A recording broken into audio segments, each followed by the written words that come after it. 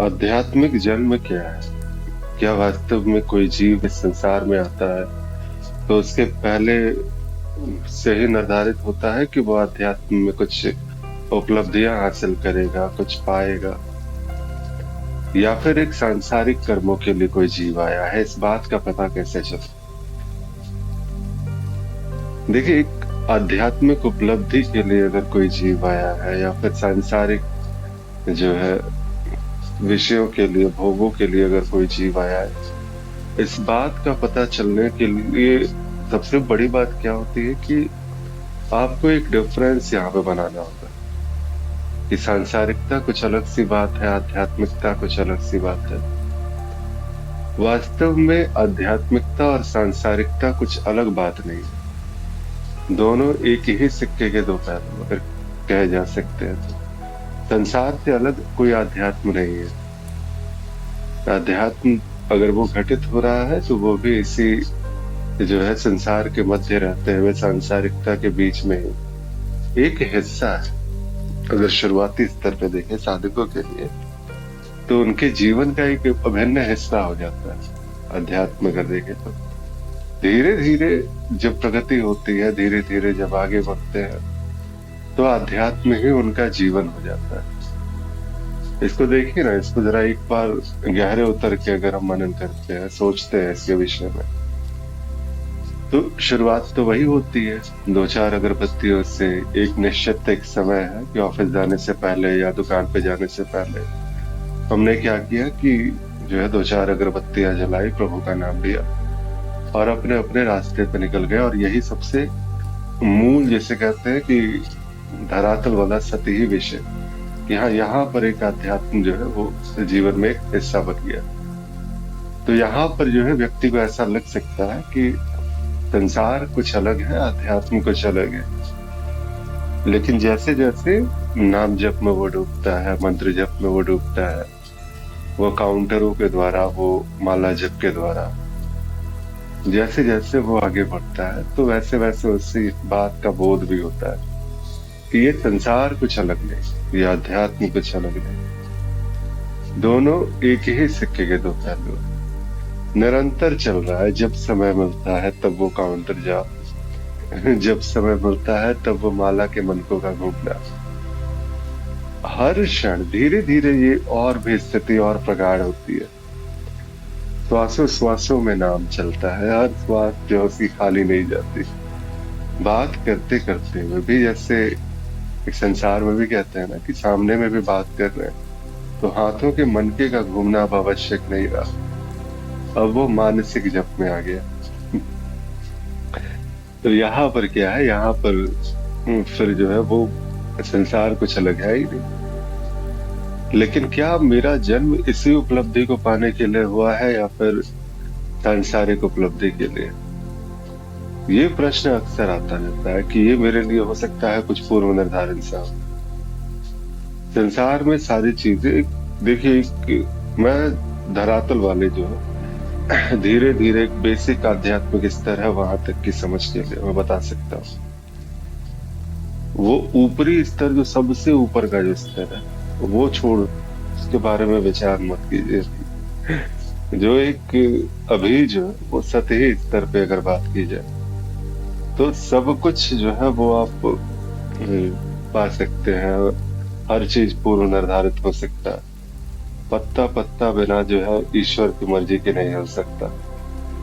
लेकिन जो अध्यात्म है, जो आपका आध्यात्मिक प्रयास है, उस प्रभु को पाने का प्रयास जो आप कर रहे हैं, वो कहीं से भी जो है किसी भी प्रकार से, ये इस प्रकार से नहीं है कि जो पहले से पूर्व निर्धारित हो। ये आपका जो है वो जीव जो है वो स्वतः इस ओर बढ़ना चाहता है। जैसे कहते हैं ना, माया को एक धारा की तरह मानो कि एक नदी की धारा है। अब इस नदी से, इस माया से, इस जीवन चक्र से अगर आपको बाहर निकलना हो तो एक विपरीत दिशा में हाथ पैर तो चलाने होंगे।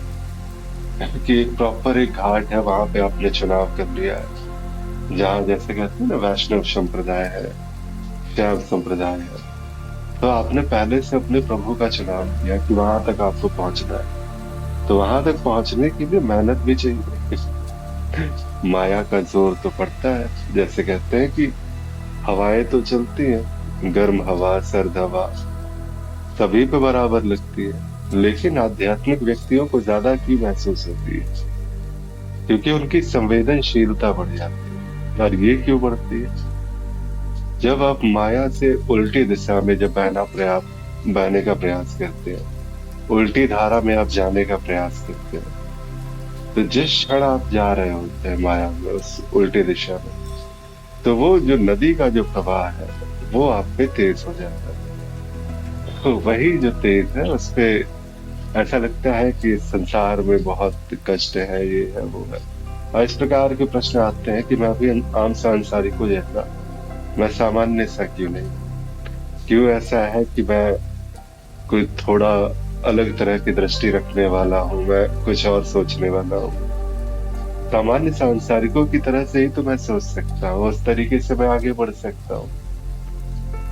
देखो, तुम्हारा जो भी जन्म हुआ है, अगर तुम्हें लगता है कि तुम्हारा जन्म अध्यात्म के लिए हुआ है, तो झोंक दो अपने जीवन को अध्यात्म में, छोड़ो मत। अगर कुछ पूर्व निर्धारण सा है और उसमें तुम सहायता कर सकते हो अपने इच्छा के बल से, अपने जो सामान्य कर्मों के बल से, अगर तुम उसमें सहायता कर सकते हो तो अवश्य करो और अवश्य पाओ उस आध्यात्मिक लक्ष्य को।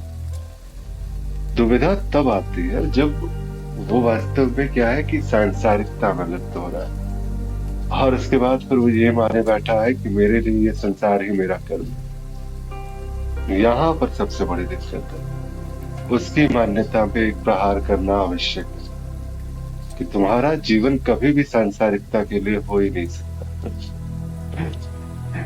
वो एक ऑफिशियल ड्यूटी है हमारी, वो एक कहते हैं ना कि हमारी तरफ से जब इस संसार में इस लीला चक्र में जब हम आते हैं, तो उसी क्षण ये निर्धारित रहता है, उसी क्षण हमारे पास में कार्य होता है कि इसमें बंधना नहीं है। इस बंधन से टिकट लिए थे, बस कुछ एक जन्म के लिए हमने टिकट लिया था इस फिल्म को देखने का, लेकिन हमारी इच्छाएं, हमारी आसक्ति बढ़ती चली गई, और हर बार एक नया जन्म, हर बार एक नया शरीर, नया जीवन, बस उस ओर हम गति करते रहे, उस ओर पाने का प्रयास करते रहे। आपको इस चक्र से बाहर निकलने का ही कार्य मिला है, और वो सदा से है। तो क्या ये पूर्व निर्धारित हो सकता है? तो ये सभी के लिए पूर्व निर्धारित है। सांसारिकों के लिए भी यही निर्धारित किया गया है, लेकिन सांसारिक अपनी इच्छा जो है वो बीच में ले आते हैं कि अरे नहीं, अभी मैंने कभी काम वासना को अच्छे से भोगा कहा है, मैंने तरह तरह के पकवान खाए कहा है अभी तक। तो सभी लग जाते हैं उसके ऊपर, तरह तरह के भोगों को भोगते हुए, तरह तरह की भोजन को स्वाद लेते हुए। कितने खूबसूरत नजारे हैं, कैसे मैं इन्हें छोड़ दूं? तो बड़े जो है वो इस प्रकार से अपने जो एक जो पूर्ण निर्धारण था उसकी उल्टी जो है दिशा में वो प्रयास करते हैं। कहते हैं कि नहीं, तो वास्तव में सांसारिक जो है वो कुछ विचित्र से कर रहे हैं।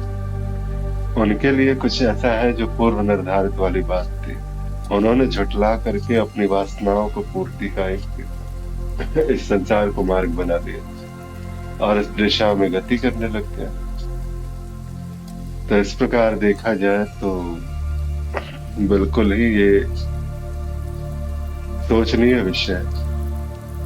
एक आम सांसारिक के लिए जो है ये तकलीफ दे सकता है, क्योंकि उसके स्वीकारने से उसे कष्ट भोगना पड़ रहा है। ये संसार का तमाम कष्ट जो है अगर वास्तव में है तो किसके लिए? ये वही है जो लिप्त है उसमें।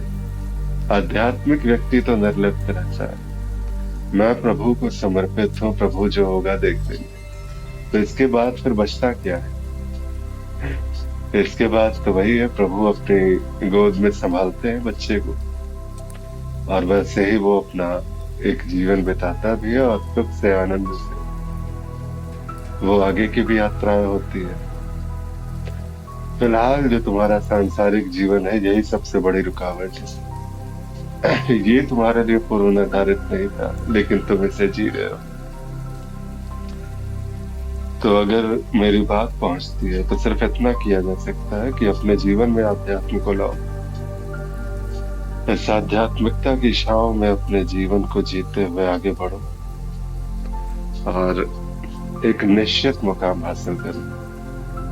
अध्यात्म में कहते हैं ना माइलस्टोन्स, तो अपने जीवन का एक माइलस्टोन तो कम से कम प्राप्त कर लो, ताकि ये जन्म तुम्हारा व्यर्थ न जाए। और अगर मुक्त ही होना चाहते हो तो थाम लो ये गुरु का हाथ, वो तुम्हें मुक्त करा देंगे। और निश्चिंत रहो, वो तुम्हें जैसे हो वैसे ही मुक्त करा देंगे। उनके लिए किसी पूर्व निर्धारण की आवश्यकता नहीं होती। जी, प्रणाम सभी को। फिर मिलते हैं अगले किसी विषय के साथ नए सत्संग में।